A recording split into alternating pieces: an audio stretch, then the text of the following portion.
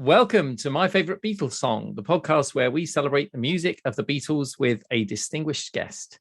My name's Tim Tucker, and today I'll be talking to author and journalist Ivor Davis. Welcome, Ivor. Thank you for having me on, Tim. Pleasure to meet you. First of all, how would you rate your level of Beatles fandom on a score of 1 to 10? Well, I would probably say I started off at 3, and then when I got to know them and did my little jaunts with them, I'm now a Beatle fan. I would say I'm at least a 9 Beatle fan. Oh, I mean, I don't go outside their hotel room and scream, but you know what I mean. Yeah. Just to explore that, you found that the experience of getting to know them as people helped you to appreciate their art and their music. Yeah, because when I got to know them, it was in the very, very early days in 1964. And I found them charming, warm, very funny, and actually great to be with. And then since then, they became famous. Yeah. It's interesting that George Martin said when he met them that he wasn't immediately impressed with their music, but when he got to know them, he realized they were so charismatic and that they were going to be successful. So perhaps that was a similar experience that you had, meeting them face to face. Yes, and the interesting thing, Tim, is that each of them in the early days had a different personality. And I would say that George and Ringo evolved from under the shadow of John and Paul, so that now they're, obviously stars in their own right. But you know about it, you know how their music evolved, so I don't have to tell you that. And my next question, we've already got there really, is I always ask guests, have you had any interactions with the Beatles? You've already hinted that you have. And can you just talk a bit about how you did get to meet them and what that experience was like? Well, in 1964, I live in California. In 1964, I was the West Coast correspondent for the London Daily Express when it had a readership of over 4 million readers a day. And one day, David English, the foreign editor, called me and said, get on the plane to San Francisco. You're going to be covering the boys' trip across America. And I said, who are the boys? He said, they're the Beatles, stupid. Oh, well, he didn't quite say that. But I only knew about the Beatles, Tim, because I'd seen them on the Ed Sullivan Show. Like 74 million other Americans were introduced to the Beatles on that incredible, iconic show.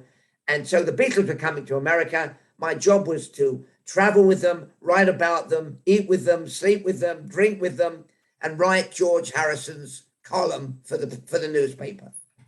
Fantastic. So you literally lived in their pockets for one of the most explosive times in their career when they broke America for the first time. I mean, I didn't realize it at the time, Tim, but it was rock and roll history in the making.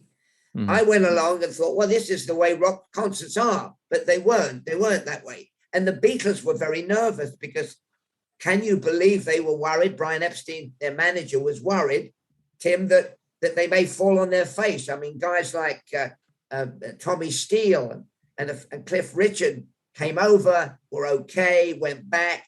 The Beatles were enormous. You've written a book about this experience, The Beatles and Me on Tour. Yes, I did. I finally got round to writing about it.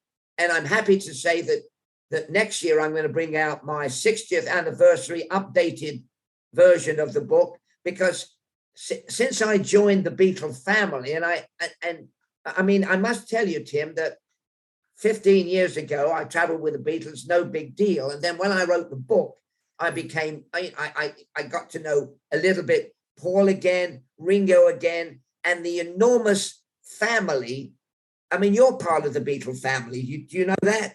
Oh, thank you. So that was it. and so so much more has happened that I've got to do a new introduction, and that's what I'm going to do for next year, although it's 2024, that's the 60th anniversary. I mean, there must have been many stories which people can read about in the book, but you were actually present, I understand, when they met Elvis.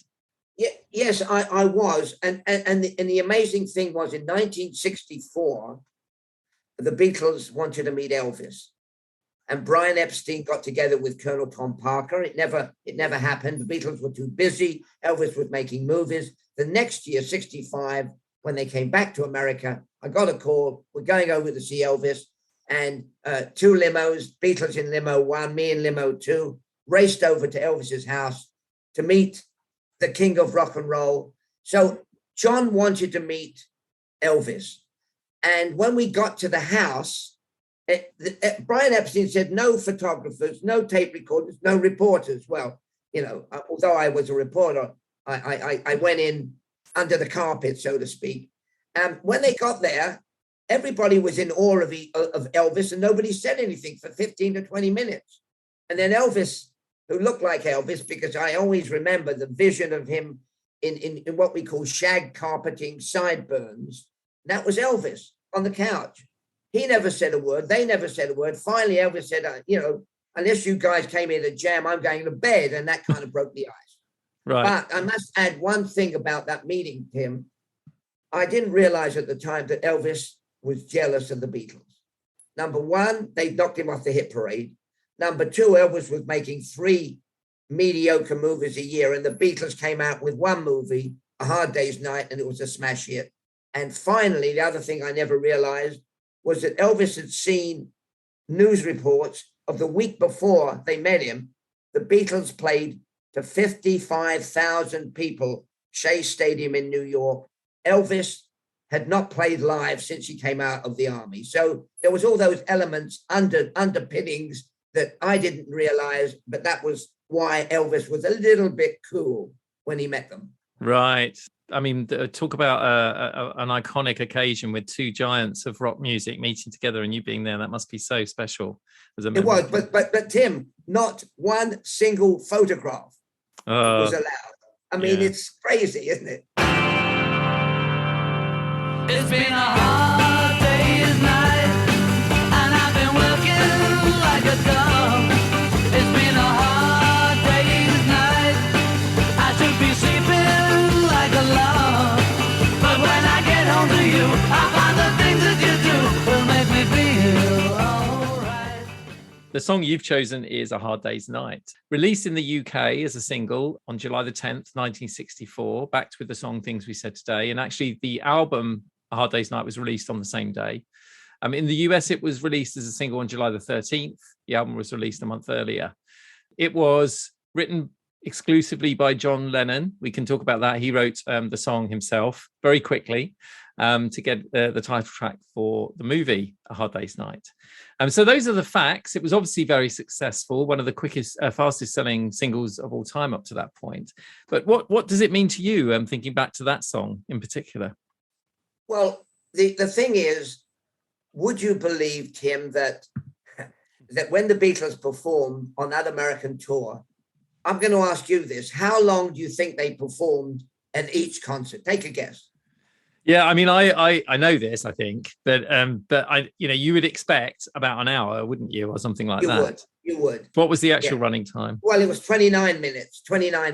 Yeah. So they just barreled through each song, boom, boom, boom, boom.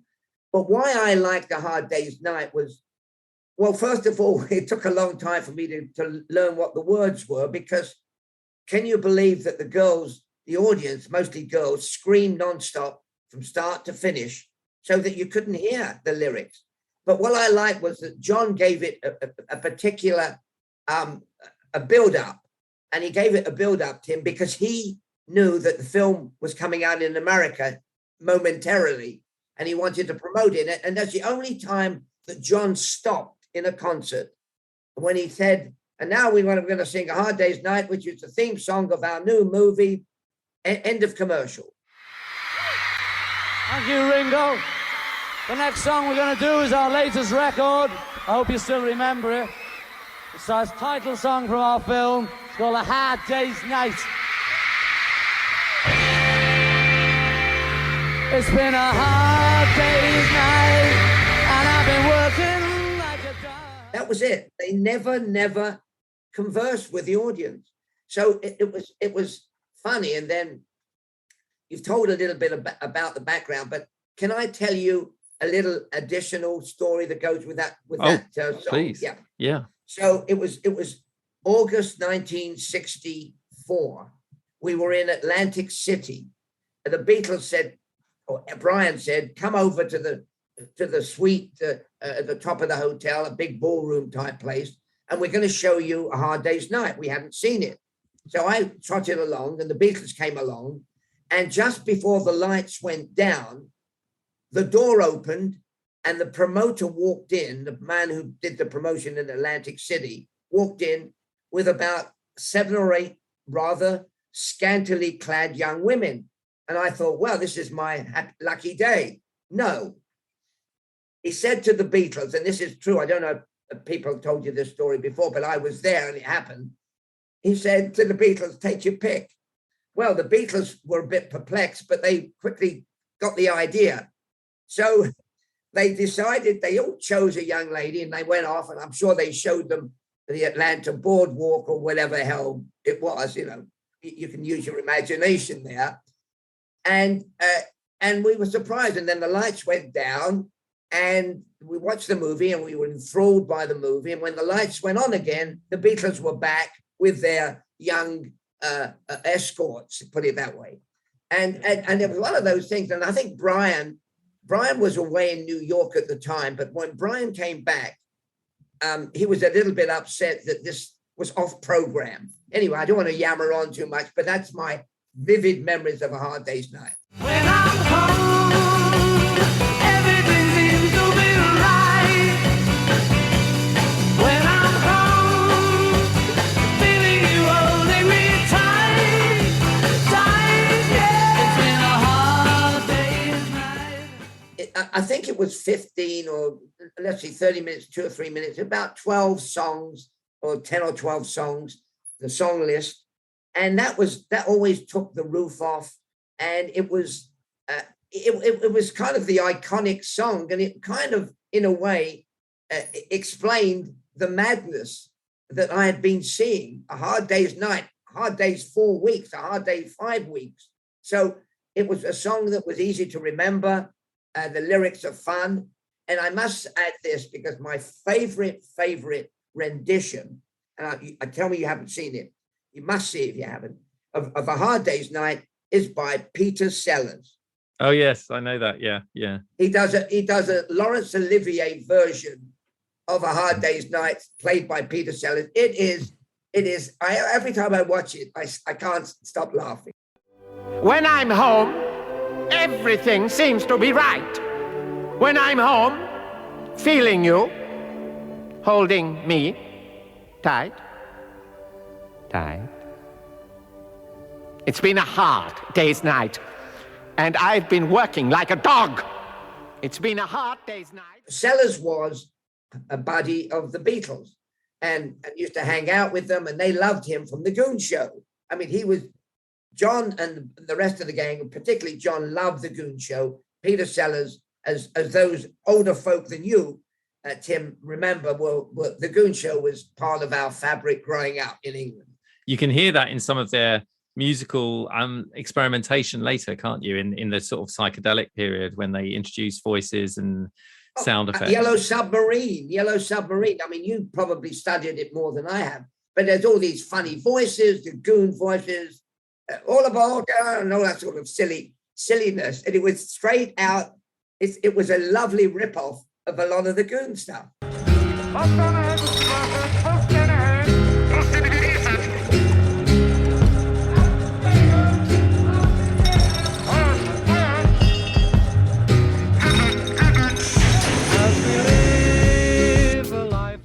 While you were going around with the band, you were hearing them on the radio a lot. This song would have got a lot of airplay, I imagine, A Hard Day's Night. Yeah, it got a lot of airplay. The movie was just about hitting. The timing was perfection.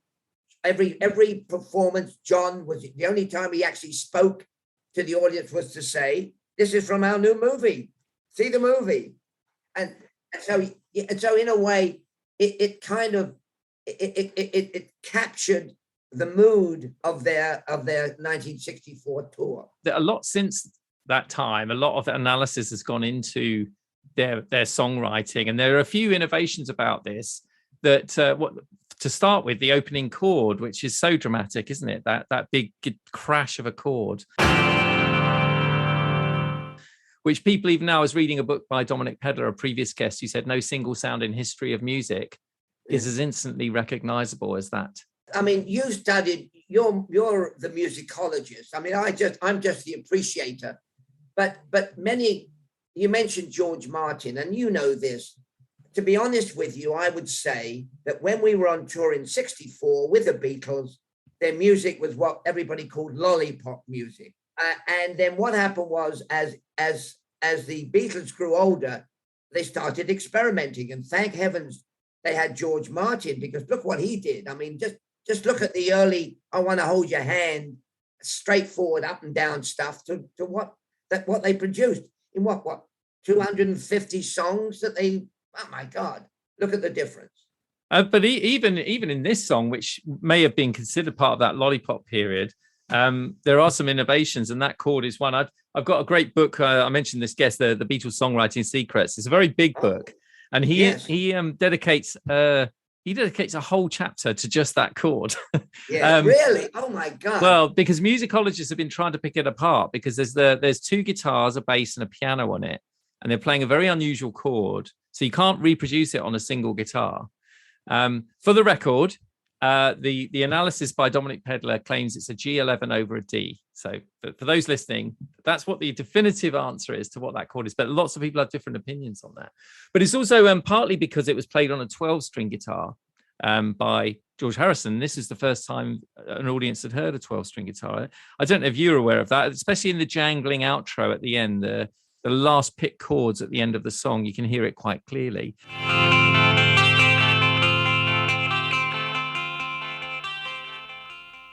Which led to bands like the Byrds adopting it.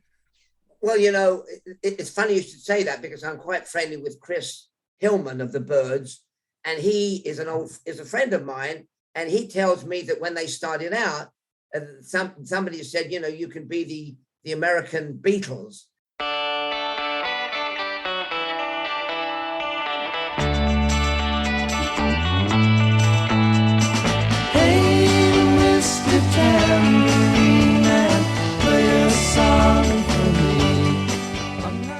I mean, a couple of other things about the story, and I don't know if you ever got to discuss much about their writing, but according to John Lennon, I'll quote him, he said, "I was going home in the car, and Dick Lester, who was the director of the movie, suggested the title A Hard Day's Night from something Ringo had said." So apparently Ringo had said this after, you were talking about these hard days that they were doing. After a particularly grueling day of filming, Ringo had said, "Oh, it's been a hard day's night." And that's where he got the title. Oh, yeah. I mean, there is absolutely. And I believe that, because Ringo did have these, what do they call them? These kind of, there's a phrase for malapropism, is it? Malapropism, yeah. Ringo was a great malapropist. Yeah. Oh, yeah. I mean, he, these kids came out of, well, I mean, Ringo particularly, as you know, was an ailing kid, learned to play the drums in the hospital on the pots and pans when he was suffering from tonsillitis, bronchitis, and all that stuff. So he was not sophisticated. Well, none of them were. I must tell you the interesting thing. You mentioned something, and I'm sorry to interrupt your questioning. No, this is good. On the road, I saw them very often writing songs. And the reason I knew that, I'd go in, we had access to their rooms. We'd go and I'd raid the minibar, and I'd go in there, and there was John and Paul on the floor with lots of papers. And, we're writing the next album, because Brian Epstein had them under almost slave labor conditions, writing stuff. I mean, it was October getting on, and they had to do a Christmas album with 15 new songs, which had to be out in November. So they had to, so they were on the road, they were in the hotel room, in the plane, they were writing songs. I mean, their output is phenomenal. I've got some books that chronicle what they're doing every day of their career. And during that period, there isn't a day off. It doesn't look like there's a day off. No. And the only day off they had on the American tour was when they went to a dude ranch owned by the owner of the jet, the private jet that they hired. And that was for Brian's birthday. They did not, and I must add this, that John complained at the end of the tour, "I haven't seen America. I've been in the hotel room, I've been in the plane, I've been in a limousine. We never got to see anything." Was it that tour when they met Bob Dylan? I don't know if you were around for that experience, were you, when they met? Yes, I was. They met Bob Dylan at the end, right on the last day. By my observation, we were at the Kennedy Airport, which was called the Idlewild Airport before they named it for John Kennedy. And into the hotel by the airport, the night before we left, or they left, comes this scruffy looking guy with a beard and a backpack, and it was Bob Dylan. And then they went into the room with Bob Dylan, and we were in the next room. We were having free drinks. And then when the doors opened, Ringo was rolling around on the floor because I think Bob gave him a marijuana cigarette that Ringo never knew he was supposed to share. So he smoked the whole thing, and then he was a happy fellow. As again, another iconic moment, which Beatle lovers and Bob Dylan lovers talk about a lot, as part of their maturation process. I think maybe was meeting him because he was a more serious artist, wasn't he, Bob Dylan? Yes, I mean, there's no doubt that they loved Dylan.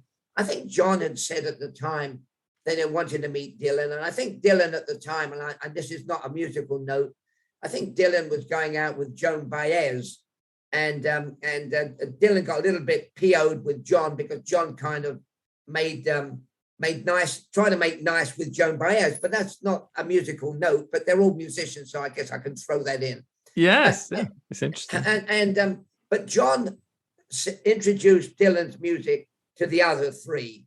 He was the one that said, "You've got to listen to this." Just picking up on that thing about the energy of the time. We're going from city to city and gig to gig.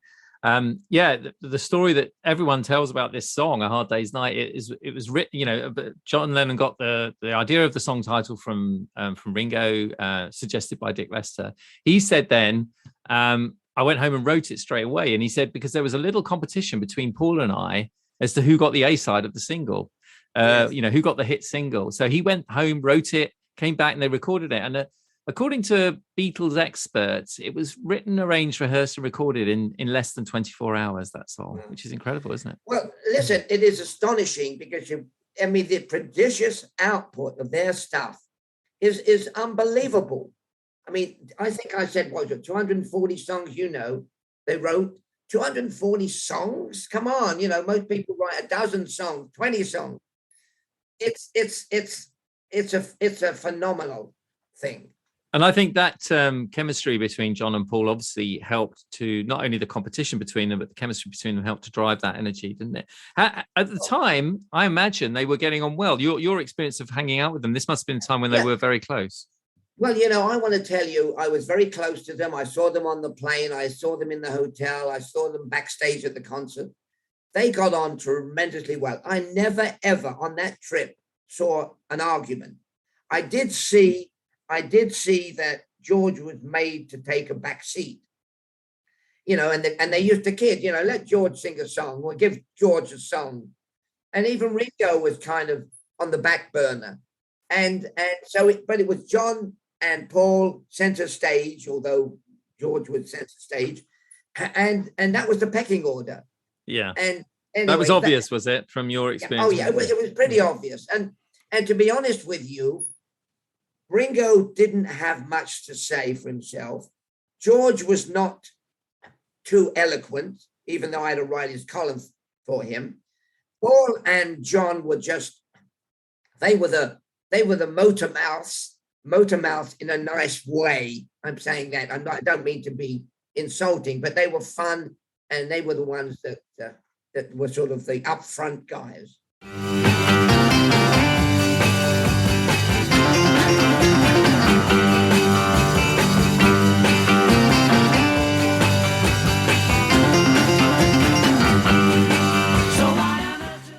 This gives you an idea of their pecking order. Derek Taylor, who used to work for the Daily Express, asked Brian, he wanted George to write a column. And he said to Brian, if he writes a column for the Daily Express, which is the paper I work for, it will give George something to do on the trip. That was his exact quote. So that's how isn't that a strange serendipity? And to be honest with you, George didn't have much to say, and George would wake up at 2 p.m. past my deadline. So I made the column up because I'd been there, and George finally said, Ivor, what you're writing under my name is a bunch of old shite, is what he said.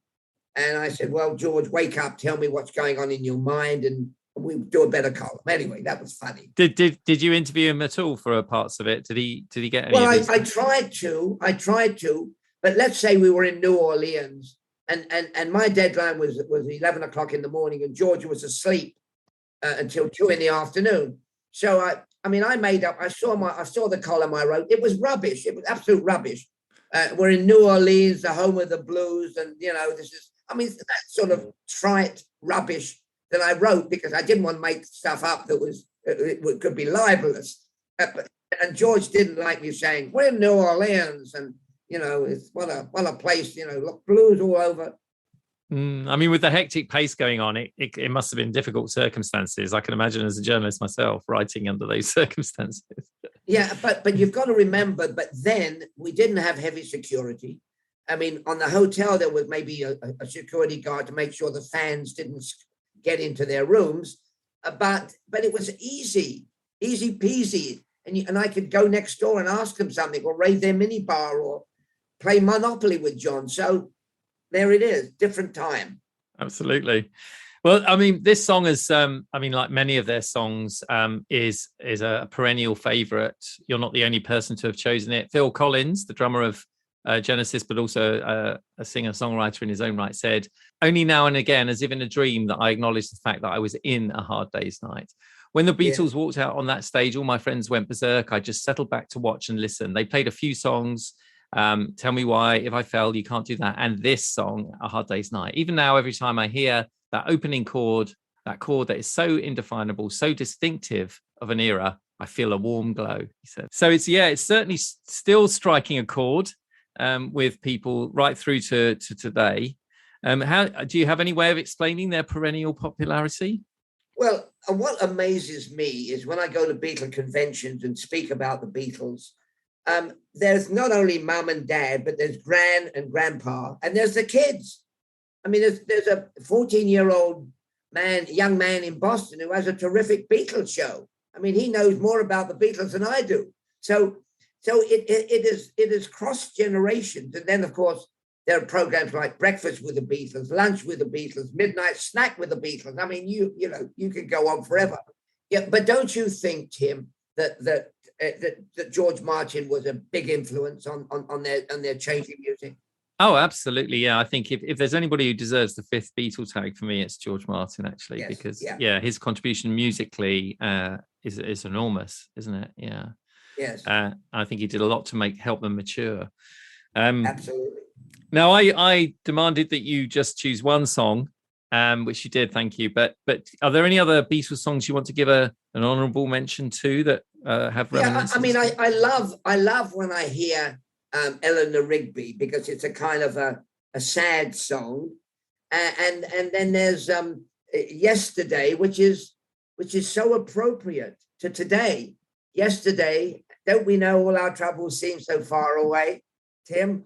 Yes. When we believe, and that's it was written how many years ago? 50, whatever, and it's so appropriate for now, and I loved, and I know you didn't.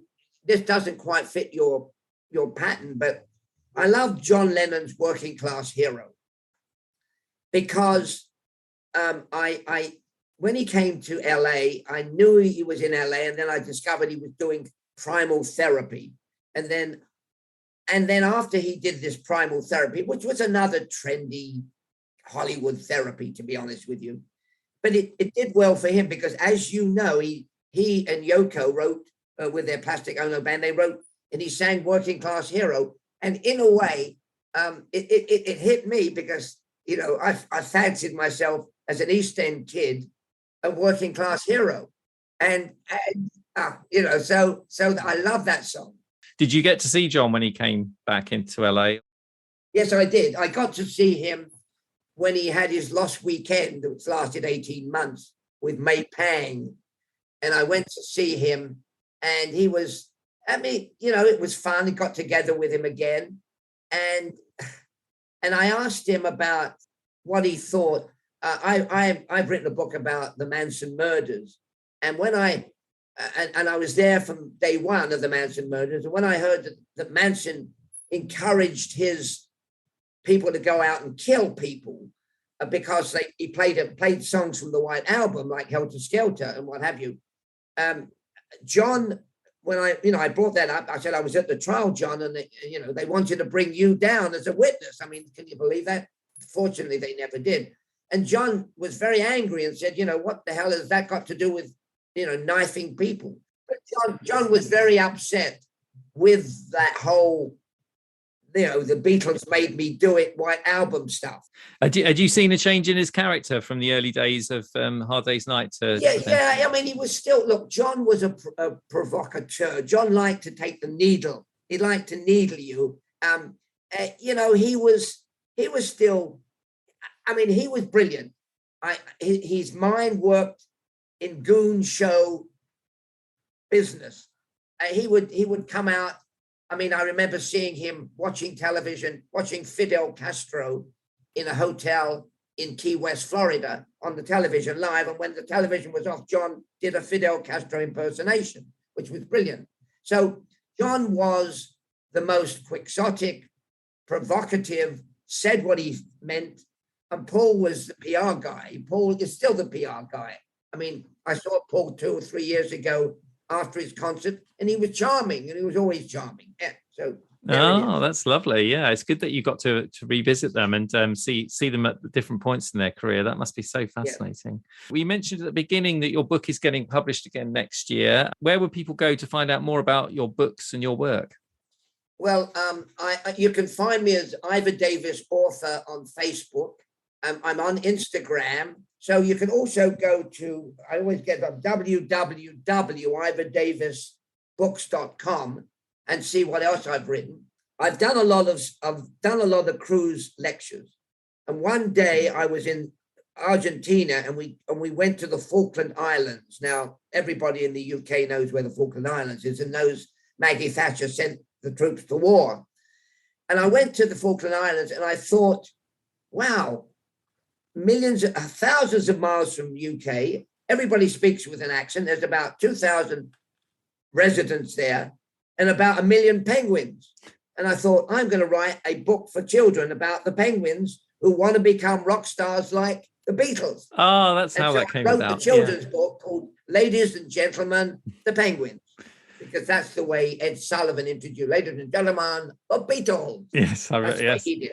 So I've written a book. But the fun thing is, I've had fun with it. The penguins' names are all the names of my grandkids, but that's one of those little personal quirks that I did. So you do talks to Beatles conventions occasionally, do you? I do. I go to Beatles conventions, and what I can tell you, and you know this because I'm sure you have a very large and good listenership of your program. The passion for the Beatles will not go away. It just doesn't go away. I cannot believe it. I mean, this month, the month of August, I'm going to say, the Beatles first came to America. The Beatles met Elvis, not the same year. Brian Epstein had sadly died in August at a very young age. So there was always an anniversary, a Beatle anniversary. And as soon as that happens, people either call me or in my publicist calls them if I want to make a point. And it just will not go away happily. Something I love talking about all the time, and it's so wonderful to have you on the show to reminisce a little. I could sit for hours hearing your stories, but I encourage everyone to read the book and look forward to the revision next year. So thank you very much. Thanks so much for being on the show. It was great. Pleasure. Thank you. All the best, Tim. Thanks for listening to My Favourite Beatles Song. If you like the podcast, please leave a review or rating, as this helps us to reach new listeners. You can follow the podcast on Facebook and Instagram at My Favourite Beatles Song and Twitter at MyFaveBeatles. See you next time. You know I'll be here.